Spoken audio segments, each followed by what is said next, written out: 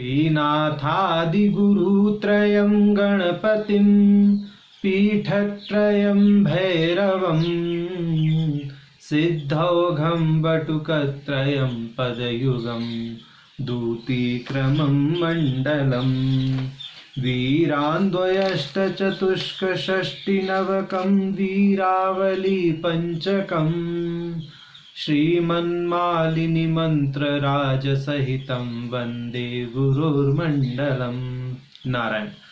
श्री तंत्रालोक ग्रंथ की श्रृंखला में हम प्रथम आहनिक के प्रारंभिक 12 श्लोकों को देख चुके थे।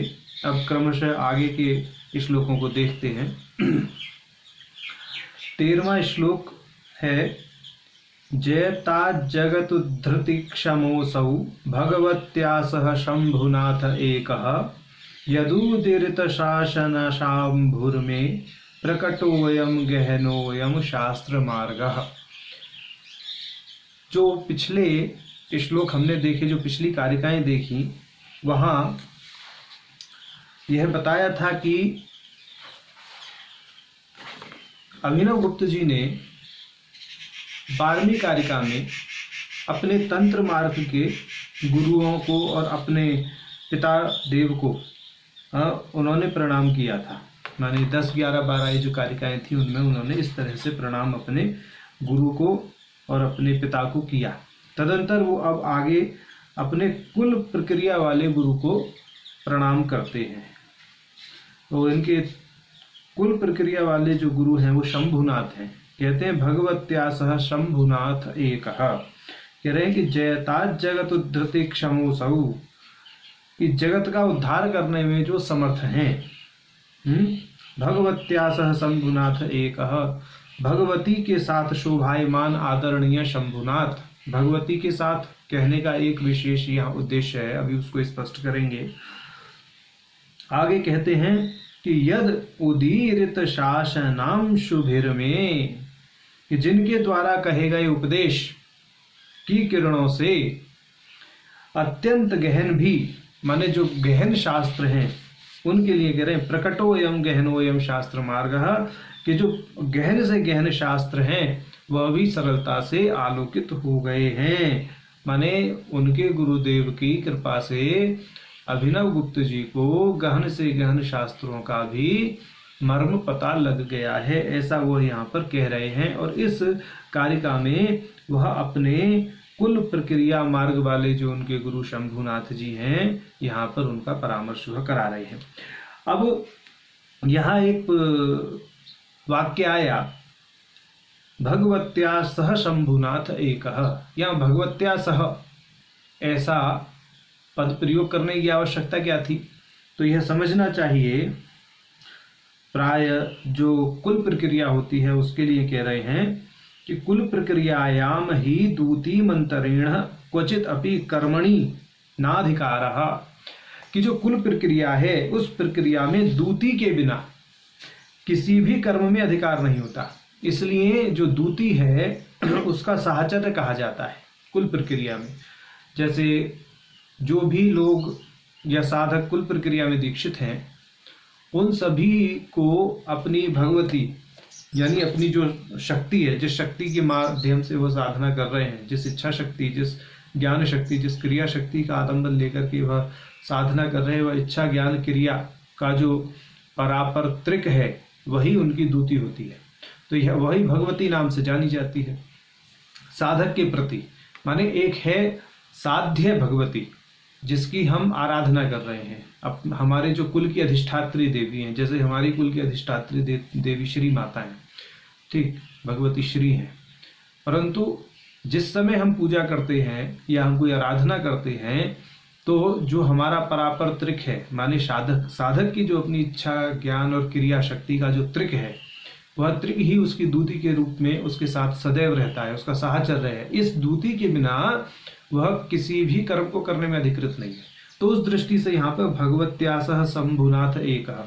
और जो गृहस्थ साधक होते हैं वहाँ उनकी पत्नी ही उनकी दूती के रूप में मान ली जाती है प्रकारांतर से, यदि पत्नी दीक्षित है तो यहाँ पर जो इन्होंने भगवत्या सह शंभुनाथ एकः, यह पद का या इस वाक्य का प्रयोग किया है तो वह इसी दृष्टि से किया है क्योंकि कुल प्रक्रिया में द्युति का साहचर्य अनिवार्य होता है।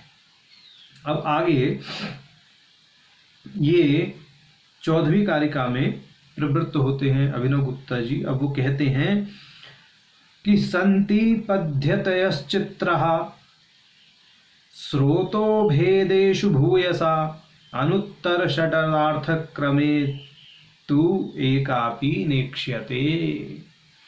अब इस कारिका के माध्यम से वह अपनी प्रवृत्ति, प्रयोजन आदि को कह रहे हैं।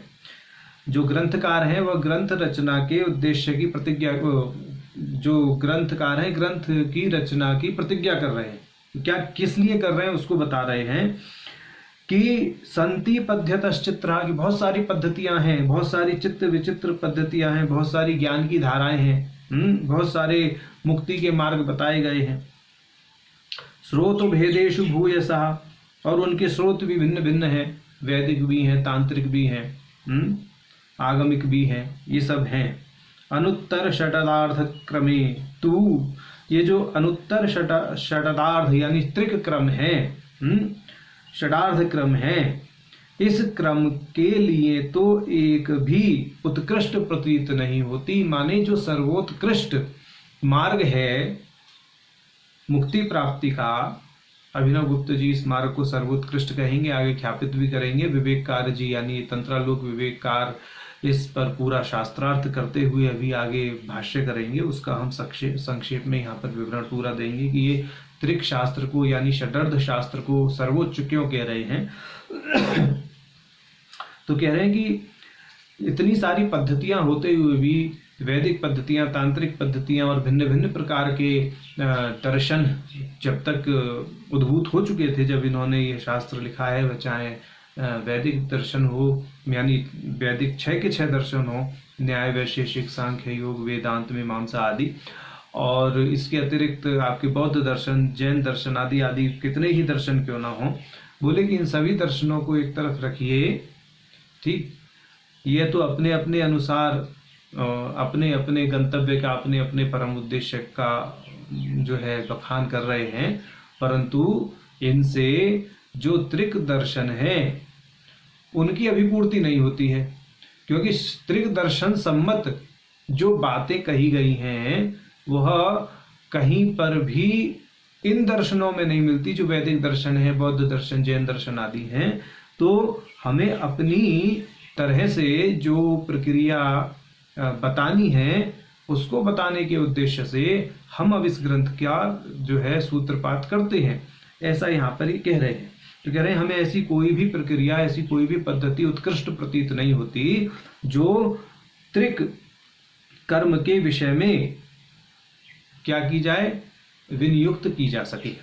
तो अब आगे ये अपनी सामर्थ्य को बताते हैं कि भाई हमने जो प्रतिज्ञा की है किस सामर्थ्य के आधार पर की है, ठीक है, और उनकी आप्तता क्या है। माने अभिनव गुप्त जी अपनी आप्तता को और सामर्थ्य को बताते हैं। वो कहते हैं इत्यहम बहुशः सद्भिः शिष्य स ब्रह्मचारिभिः अर्थितो रचये स्पष्टाम पूर्णार्थाम प्रक्रियाम इमाम। कह रहे हैं कि भाई मेरे से वर्तमान समय में सभ्य शिष्यों ने और ब्रह्मचारियों ने अनेकों बार प्रार्थना की है कि आप एक ऐसी प्रक्रिया का सूत्रपात कीजिए जिसमें त्रिक दर्शन के या त्रिक शास्त्र के, त्रिक कर्म के समस्त रहस्यों को खोला जाए या खोला गया हो।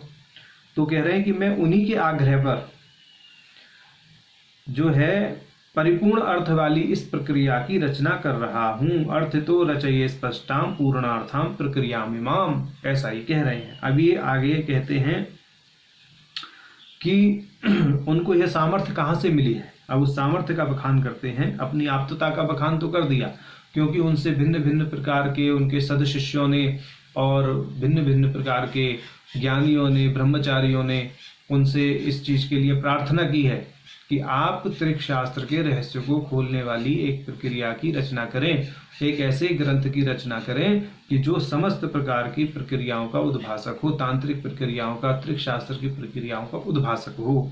तो कह रहे हैं कि मैं इसकी ग्रंथ उनके आग्रह पर इसकी रचना कर रहा हूँ। अब उनके पास सामर्थ्य कहाँ से आई, उसकी बात को कह रहे हैं कि श्री भट्टनाथ चरणाब्ज युगात् तथा श्री भट्टारिकांघ्रि युगलाद गुरु संततिर्या बोध्यान्य पाश विषनुद्पासनोत्थ बोधोज्जलो अभिनव गुप्त इदम करोति। तो ये कह रहे हैं श्री भट्टनाथ के दोनों चरण कमल और श्री भट्टारिका के दोनों चरण कमलों से जो महती गुरु परंपरा चली है, वह परंपरा ज्ञान से भिन्न, यानी ज्ञान से भिन्न तो अज्ञान ही होता है, तो अज्ञान रूपी जो पाश है उसके विष को दूर करने वाली है। और उस परंपरा की उपासना करके मेरे अंदर जो बोध प्रकट हुआ है, उस बोध से उज्ज्वल मैं स्वयं अभिनव गुप्त इस शास्त्र का व्याख्यान कर रहा हूं। तो माने वह अपनी सामर्थ्य बता रहे हैं कि मैंने गुरु परंपरा में रह करके जो ज्ञान प्राप्त किया है, वह ज्ञान ही मुझे इस ग्रंथ की रचना करने में सामर्थ्यवान बना रहा है, ऐसा वो यहाँ पर कह रहे हैं। अब यहाँ जो श्री भट्टनाथ और श्री भट्टारिका ये जो दो पद प्रयुक्त हुए हैं, वो क्रमशः श्री शंभुनाथ और उनकी दूती के लिए ही हुए हैं, ऐसा समझना चाहिए। और यही भाव जो है तंत्रालोक विवेककार ने इस कारिका के भाष्य में भी खोला है। तथा श्री भट्टनाथ इति शंभुनाथ श्री भट्टारिका इति भगवती आख्या अस्य दूती। तो ये जो है इन्होंने स्पष्ट कर दिया है। अब आगे ये बोलेंगे कि भाई हमने जो ये सार लिया, माने अन्य जो पद्धति है, वैदिक पद्धति अलग है, बौद्धों की पद्धति अलग है, जैनों की पद्धति अलग है। बोले इन पद्धतियों से इतर जो हमने पद्धति ली उसका आधार क्या है, किसको आधार बना करके हम इसकी रचना कर रहे हैं। तो उस पर ये कह रहे हैं न तदस्ति यन्न श्रीमालनी विजयोत्तरे देवदेवेन निर्दिष्टं स्वशब्दे नाथ लिंगतः। कि इस ग्रंथ में जो कुछ भी कहा जाएगा या जो कुछ भी इस ग्रंथ में कहा गया है, उसमें कुछ भी ऐसा नहीं है जो मालिनी विजयोत्तर तंत्र में ना कहा गया हो। माने मालिनी विजयोत्तर तंत्र को ही आधार बना करके यह अपने इस तंत्रालोक ग्रंथ की रचना कर रहे हैं, ऐसा यहाँ स्पष्ट कर रहे हैं। ये जो है तंत्रालोककार अभी कह रहे हैं कि मालिनी विजयोत्तर तंत्र कहाँ से आया। तो मालिनी विजयोत्तर तंत्र तो अपौरुषेय है, जैसे वेद अपौरुषेय हैं ऐसे मालिनी विजयोत्तर तंत्र भी अपौरुषेय है। वो भगवान महादेव देवादिदेव शंकर के मुख से निसृत है। तो ये कह रहे हैं उसी चीज को इन्होंने अगली पंक्ति में कहा है, देव देवेन निर्दिष्टम स्वशब्दे नाथ लिंगतः। कि ये जो मालिनी विजयोत्तर है इसको स्वयं भगवान देवादिदेव शंकर ने अपने वचनों से तथा प्रमाणों के द्वारा निर्दिष्ट किया है। तो हम उस मालिनी विजयोत्तर तंत्र को आधार बना करके तंत्रालोक की रचना कर रहे हैं, जिसको स्वयं भगवान शंभुनाथ ने, भगवान शंकर ने अपने वचनों के द्वारा प्रमाणित किया है, ऐसा ही कह रहे हैं। अब आगे ये कहते हैं कि भगवान शंकर के मुख से तो बहुत सारे शास्त्र निकले हैं, भेद प्रधान भी निकले हैं, भेदाभेद प्रधान भी निकले हैं, अभेद प्रधान भी निकले हैं। ठीक है, उन सभी शास्त्रों का जो सार है वो है त्रिक शास्त्र, और त्रिक शास्त्र का जो सार है वो है मालिनी मत या मालिनी विजयोत्तर तंत्र। और उस मालिनी विजयोत्तर तंत्र को हमने आधार बनाया है। तो उसी को यह अगली 18वीं कारिका में कहते हैं कि दष्टादश वस्वष्ट भिन्नम यच्छासनम विभोः तत्सारम त्रिक शास्त्रम ही तत्सारम मालिनी मतम। ये कह रहे हैं 10, अष्टादश और वसुअष्ट भिन्नम।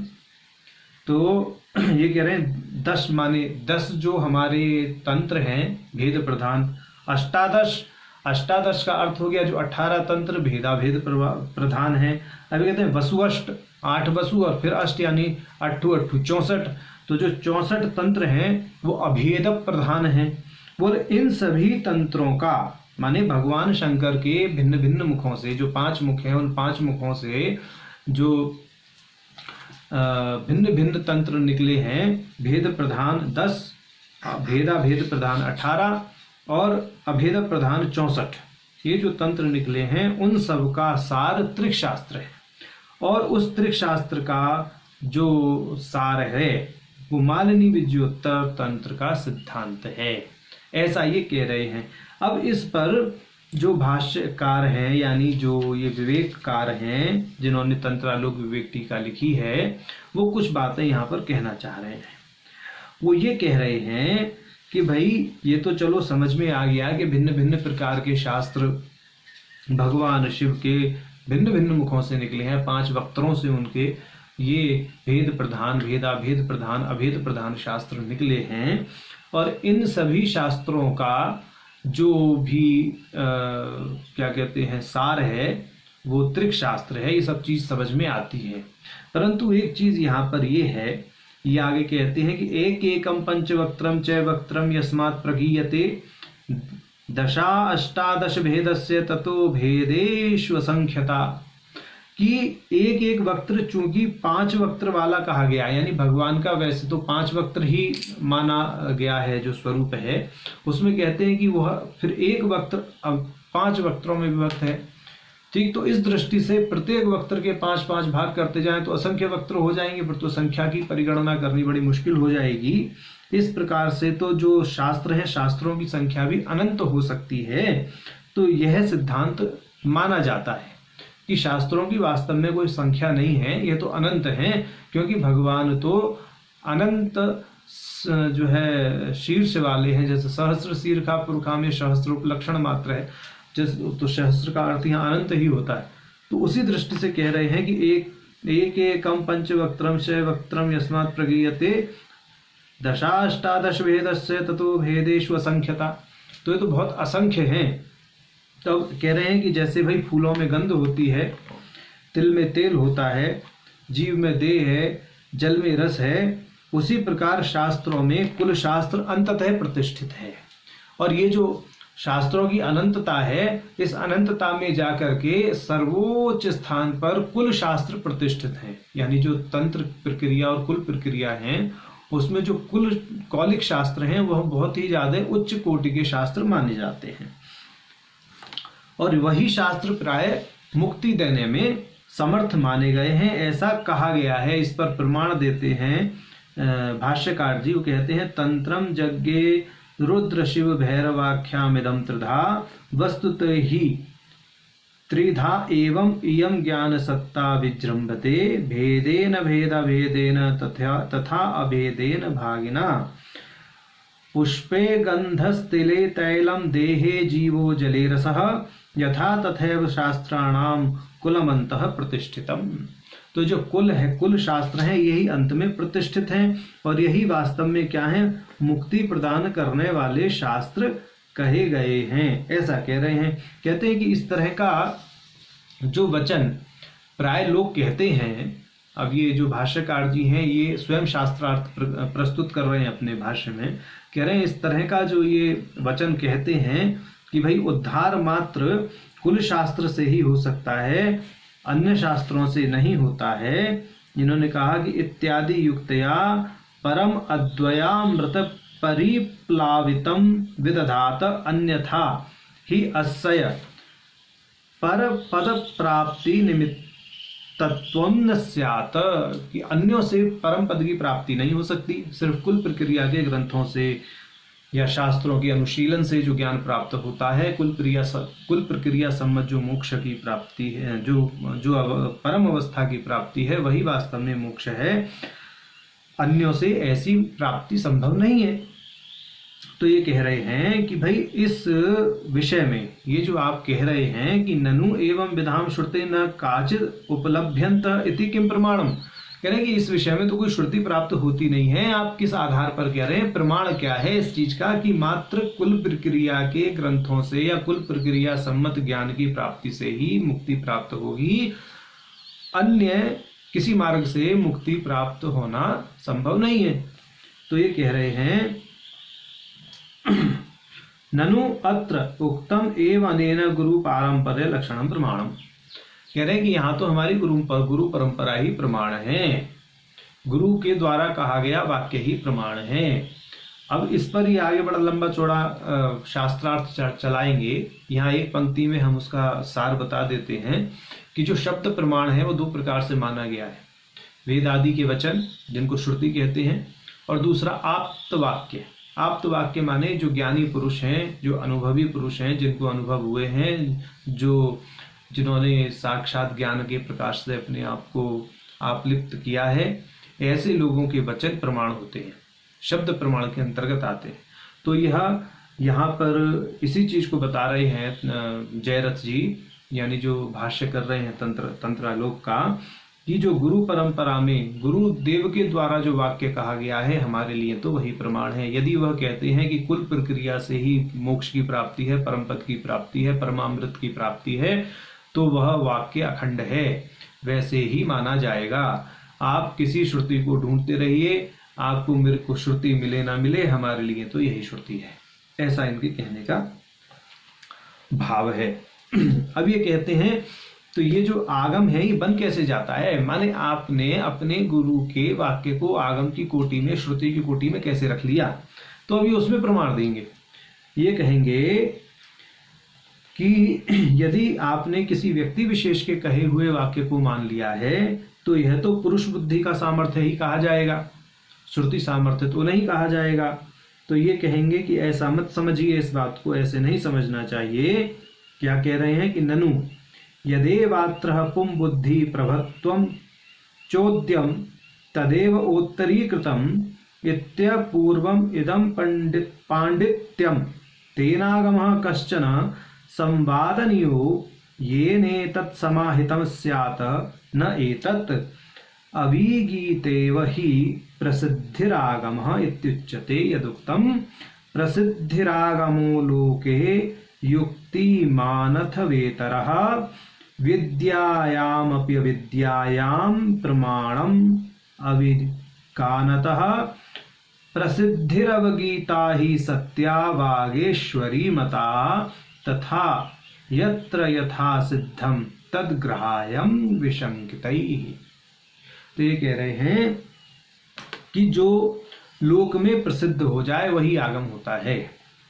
अब चाहे वो तर्क संगत हो या ना हो, विद्या और अविद्या के विषय में भी प्रमाण जो होता है वो सर्वसम्मति के कारण ही होता है। यानी विद्या और अविद्या के विषय में भी जो प्रमाण मान्य हैं, चाहे वेद में, वेदांत में, वो सब सर्वसम्मति के कारण ही मान्य है।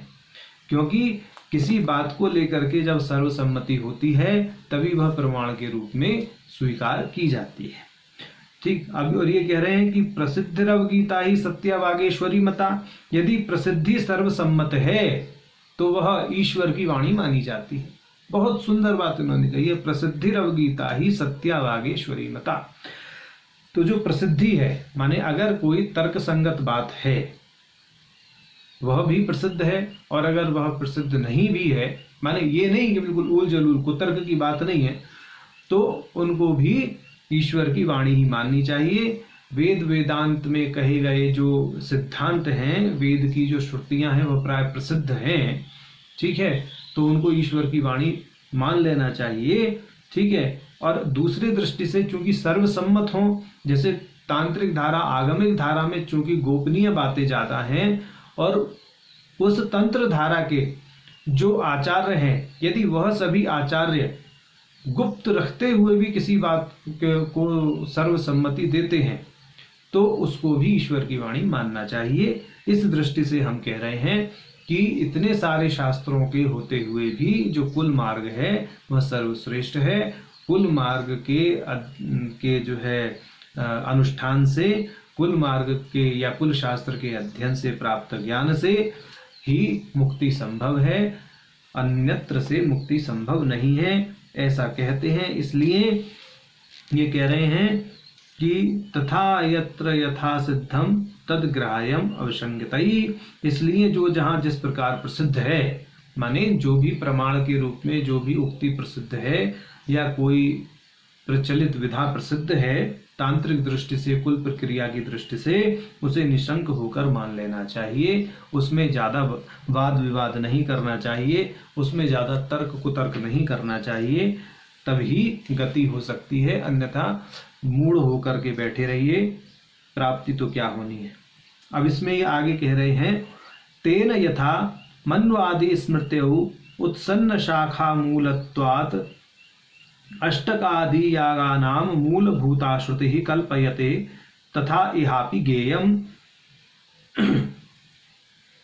न ये विधाम श्रुतिमदृष्ट्वा साक्षात् कृतनिखिल शैवागम सत्वास्तः एवं उपदिश्येषु यत्यलं महागुणरूपाम् उपदेश परीक्षण दुःशिक्षाया ननु शास्त्राणां यत शिवोद्भवा सर्वे शिवधाम फलप्रदा।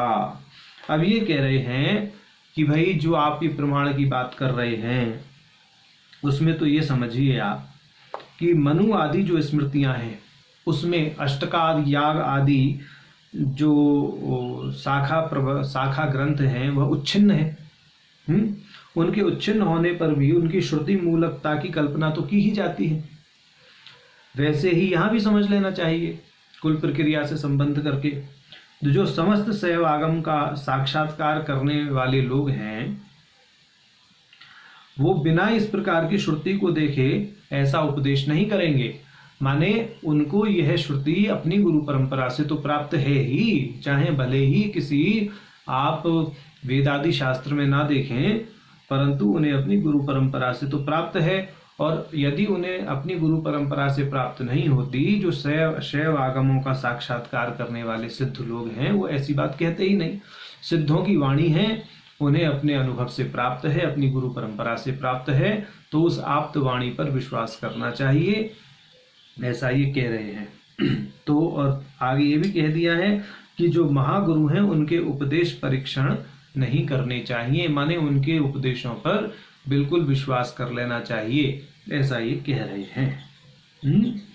अब ये कह रहे हैं कि ननु शास्त्राणाम, अब प्रश्न ये है शास्त्रों के विषय में पूछ रहे हैं कि यद शिवोद्भवा सर्वे शिवधाम फलप्रदा, कि ये तो शिव से उत्पन्न शास्त्र आपने सारे बताए, चलिए हमने मान लिया कि कुल शास्त्र ही सर्वश्रेष्ठ है, परंतु उससे नीचे के जो शास्त्र आप कह रहे हैं शैव धर्म के शास्त्र हैं, तंत्र प्रक्रिया के शास्त्र हैं, बोले ये जो सारे के सारे शास्त्र हैं, वेद आदि जो शास्त्र हैं, या भेद प्रधान आगम है, अभेद प्रधान आगम है, भेदाभेद प्रधान आगम है, बोले इन सभी के विषय में ये आप कह रहे हैं कि ये शिव के मुख से उद्भूत हैं, तो शिव के मुख से उद्भूत होने के कारण तो सारे के सारे जो है मोक्ष देने वाले हैं, शिवधाम रूपी फल देने वाले हैं।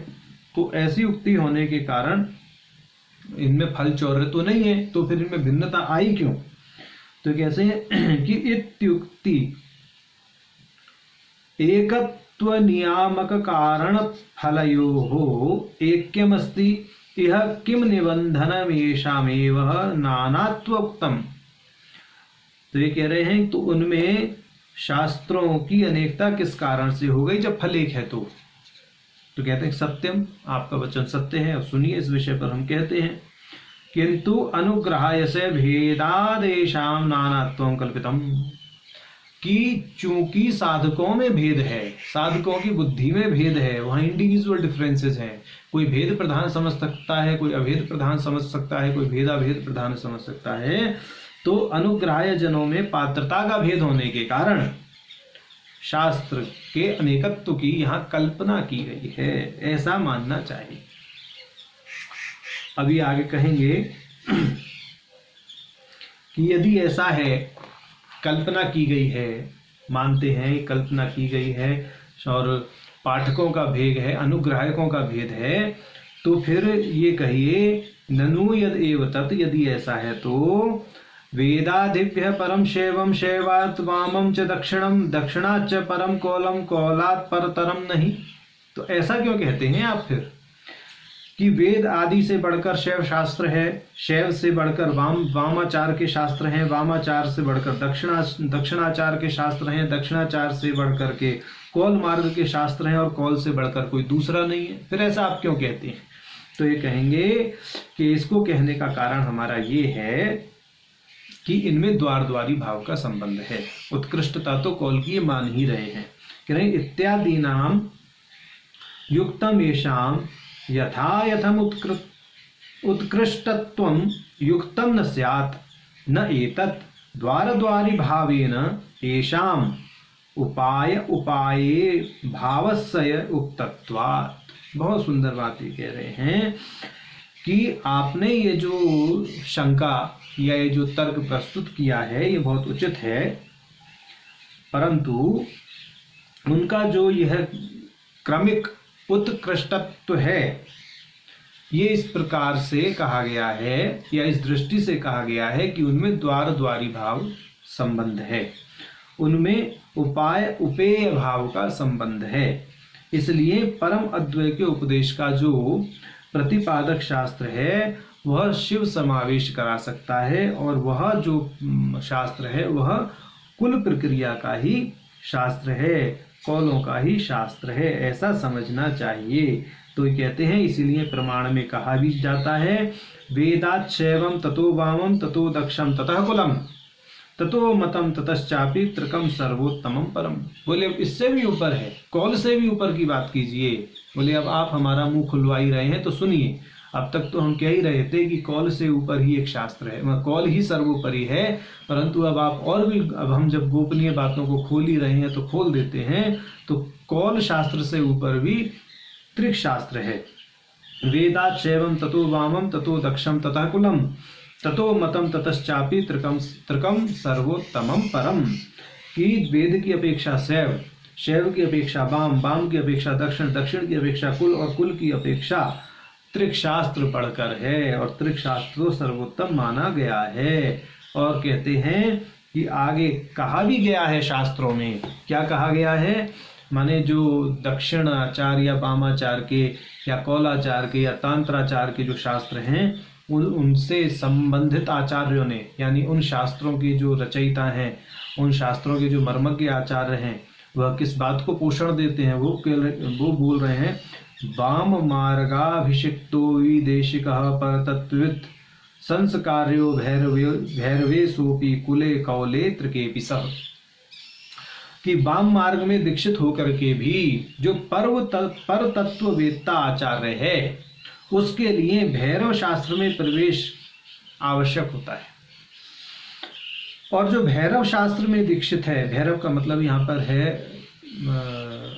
ये मानिए आप दक्षिण आचार का, और जो भैरव शास्त्र में दीक्षित हैं वह कुल आचार में दीक्षित हों ऐसा अनिवार्य है।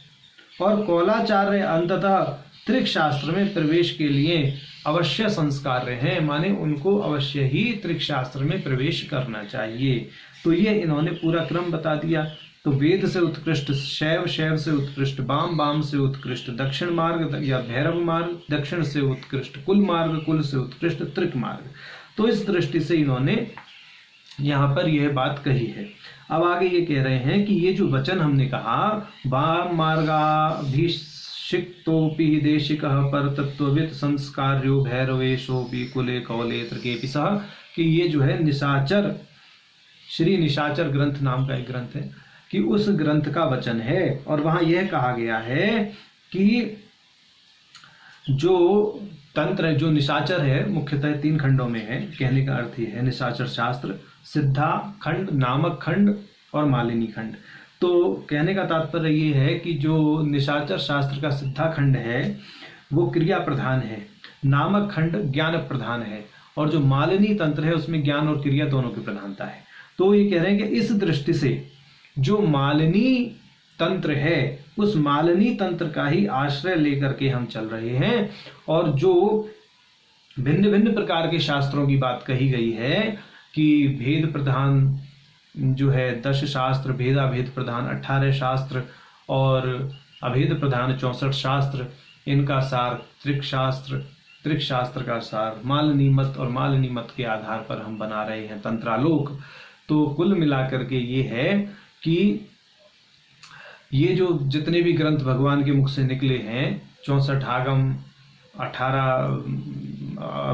अभेदाभेद के आगम, 8 भेद प्रधान, 10 भेद प्रधान आगम, बोले इन सभी को लेकर के जो यहाँ शास्त्रार्थ किया गया कि इनमें भेद क्यों है, तो भेद किसकी दृष्टि से है, जो अनुग्राहक है उसका, जो पढ़ने वाला है, जो साधक हैं, उनकी बुद्धि के भेद के कारण भगवान ने इनमें भेद प्रविष्ट किया है। ऐसा नहीं है, क्योंकि भगवान तो सर्वज्ञाता हैं, उन्हें पता है कि पढ़ने वाले किस किस बुद्धि के लोग हो सकते हैं, तो उन्होंने सबकी बुद्धि के अनुसार शास्त्रों की रचना की है। और बोले कि जो ये आप क्रम बताते हैं कि वेद से ज्यादा उत्कृष्ट शैव हैं, शैव से ज्यादा उत्कृष्ट वामाचारी हैं, वामाचारी से उत्कृष्ट दक्षिणाचारी हैं, दक्षिणाचारी से उत्कृष्ट कौलाचारी हैं, कौलाचारी से उत्कृष्ट आपके जो है त्रिक शास्त्र के मर्मज्ञ हैं, या तो ये जो आचार हैं ये आचार उत्कृष्ट हैं, ऐसा समझ लीजिए। तो इस दृष्टि, ये आप किस दृष्टि से कह रहे हैं? तो बोले ये तो हमारे गुरु परंपरा की बातें हैं, हम इसमें कोई श्रुति प्रमाण ना होते हुए भी आप तो वाक्य को प्रमाण मानते हैं, अपने गुरु वाक्य को प्रमाण मानते हैं, क्योंकि शब्द के अंतर्गत वेद आदि के वाक्य और गुरु वाक्य दोनों को ही प्रमाण की कोटि में रखा गया है। उस दृष्टि से हम अपनी गुरु परंपरा के वाक्य को प्रमाण मान करके कौलमत और कौलमत से भी श्रेष्ठ त्रिकमत को मानते हैं, ऐसा ये कह रहे हैं। अब ये आगे कहते हैं 19वीं कारिका में, अतो अत्रांतर्गतम सर्वं संप्रदायोज्झितैर्बुधैः अदृष्टं प्रकटीकूर्मो गुरुनाथाज्ञया वयम्। ये कह रहे हैं कि ये जो शास्त्र हैं मालिनी मत, वो सर्वसम्मत शास्त्र है, और जो उनके गुरु हैं, गुरुओं ने ही उनको अधिकार दिया है इस शास्त्र के आधार पर श्री तंत्रालोक की रचना करने का।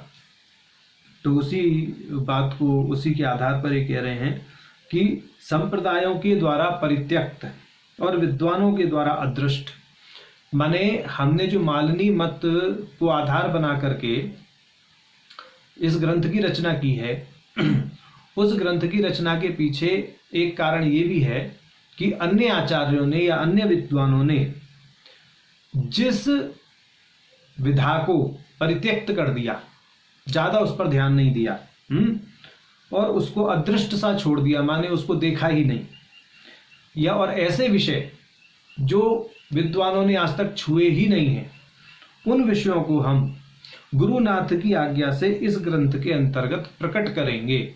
ऐसा यहाँ पर तंत्रालोककार प्रतिज्ञा कर रहे हैं कि अतो अत्रांतर्गतम सर्वं संप्रदायोज्झितैर्बुधैः अदृष्टं प्रकटीकूर्मो गुरुनाथाज्ञया वयम्। तो हमने यहाँ पर उनको प्रकट करने का पूरा पूरा प्रयास किया है। अब आगे ये कहते हैं ये कि जो अदृष्ट है, जो अभी तक किसी के द्वारा देखा नहीं गया या नजरअंदाज कर दिया गया, उसको प्रकट करने में अभिनव गुप्त के ऊपर भगवान की प्रसन्नता ही कारण बनी है। इस चीज को आगे इस कारिका से कह रहे हैं, अभिनव गुप्तस्य कृति सेयं यस्योदिता गुरुभिराख्या त्रिनयन चरण सरोरुहश्चिंत चिंतन लब्ध प्रसिद्धिरति। कि यह अभिनव गुप्त की वह कृति है जिसकी आख्या या जिसकी प्रसिद्धि गुरुओं ने की है। माने प्रसिद्धि का अर्थ यहाँ पर मानिए कि जिसको करने की अनुमति उनके गुरुओं ने दी है, ऐसा समझना चाहिए। और जो भगवान त्रिनेत्रधारी शंकर के चरण कमल के चिंतन से मुझे सिद्ध अर्थात ज्ञात हुई है। तो यहाँ पर अभिनव गुप्त स्पष्ट कर रहे हैं कि भगवान शंकर के चरण कमल के सेवन से या उनके चिंतन से जो उनको ज्ञान की प्राप्ति हुई है वह ज्ञान, और इसके अतिरिक्त उन्हें अपनी गुरु परंपरा से जो ज्ञान प्राप्त हुआ है वह ज्ञान, और तीसरे जो अन्य विद्वानों ने अपेक्षित करके छोड़ दिया, जिसकी तरफ उनकी दृष्टि नहीं गई, उसको अपेक्षित सा छोड़ दिया, परित्यक्त कर दिया, ऐसा ज्ञान बोले। और जो सर्वश्रेष्ठ होते हुए भी क्लिष्ट तो है, जिसका वर्णन करना क्लिष्ट है, तो ऐसे ज्ञान को मैं तंत्रालोक नामक ग्रंथ में अनुस्यूत कर रहा हूं, ऐसा उनकी यहां पर ये प्रतिज्ञा है। अब आगे कि ये जो कृति उनकी है, माने तंत्रालोक सबके लिए स्वीकार्य है, इसको बताने के लिए वे कह रहे हैं, श्री शंभुनाथ भासकरण चरण निपात प्रभापगत संकोचम अभिनव गुप्त हृदयंबुज में तत् विचिनुत महेश पूजन हेतु हो। ये कह रहे हैं कि श्री शंभुनाथ रूपी सूर्य के चरणों में प्रणाम रूपी किरणों के द्वारा जिसका अज्ञान हट गया है। ऐसे अभिनव गुप्त माने अपने लिए ही कह रहे हैं कि मैंने अपने शंभुनाथ रूपी जो गुरुदेव हैं, सूर्य के समान हैं, उनके चरणों में जो मैंने प्रणाम किया है, और आशीर्वाद के रूप में जो मुझे किरणें प्राप्त हुई हैं, उन किरणों से जो मेरा अज्ञान हट गया है, मेरा सारा संकोच हट गया है, तो मेरे अभिनव गुप्त के माने अभिनव गुप्त के इस हृदय कमल का महेश पूजन के लिए चयन करो। तो माने ये स्वयं ऐसा इस ग्रंथ के प्रति कह रहे हैं कि इस ग्रंथ के अध्ययन द्वारा शंकर को प्रसन्न करो, ऐसे उनके कहने का भाव है। तो ये 21 कारिकाएं हमने देखी। अब आगे जो ग्रंथ है, ग्रंथ का मुख्य विषय प्रारंभ होगा। नारायण हरि।